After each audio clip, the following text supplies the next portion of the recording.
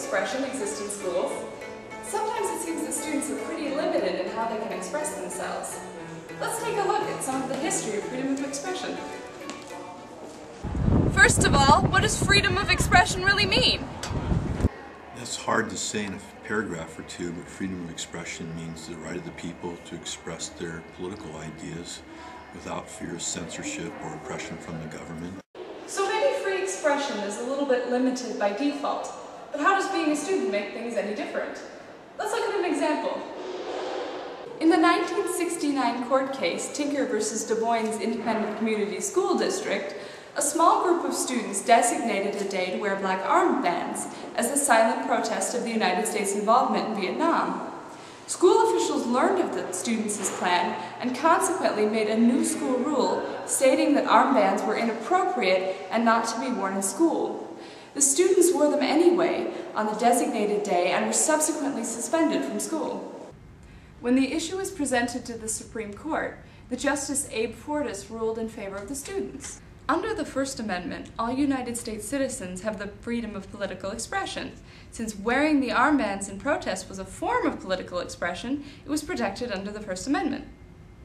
Furthermore, the court gained no evidence to prove that the petitioner's actions, quote, materially or substantially interfered with the requirements of appropriate discipline in the operation of the school, end quote. So in the Tinker case, the Supreme Court once again affirmed the idea that students have the right to political expression, provided that expression doesn't disrupt the school environment. And in the Tinker case, all the students did was wear armbands. It did not disrupt the curriculum or disrupt education in general. So I think it's more of a reaffirmation of the principle in West Virginia Board of Education versus Barnett that students have the right to political expression, but with Tinker they also add on without disrupting the school environment. What a professional viewpoint! But since we're talking about freedom of expression in schools, why don't we look at some student responses? I think that people often are required to kind of fill in these sorts of boundaries when it comes to expression. So like in papers and like art, there's always a topic.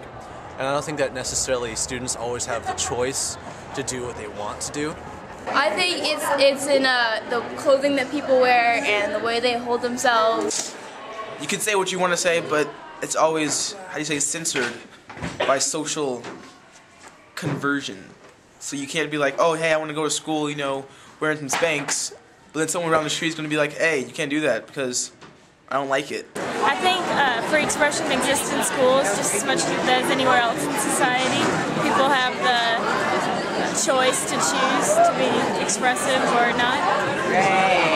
Well, of course, free expression exists anywhere where there's a society.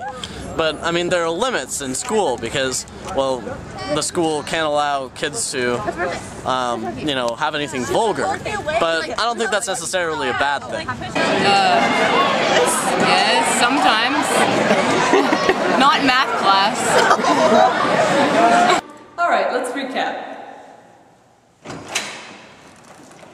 Everyone, even students, is allowed the freedom of expression promised by the First Amendment, as long as the student's expression does not interfere with the discipline or operation of the school. It is permitted by law. That way, school really can be a marketplace of ideas, and students can always test their knowledge in the pursuit of political truth.